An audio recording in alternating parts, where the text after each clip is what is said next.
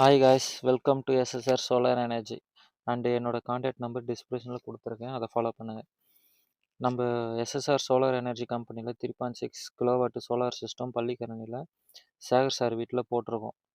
அவருக்கு பார்த்தீங்கன்னா 1 year panel cleaning and general checkup 3 time பண்ணித்தரோம். அண்டு 4 இயர் சர்வீஸ் சப்போர்ட்டும் பண்ணித்தரோம்.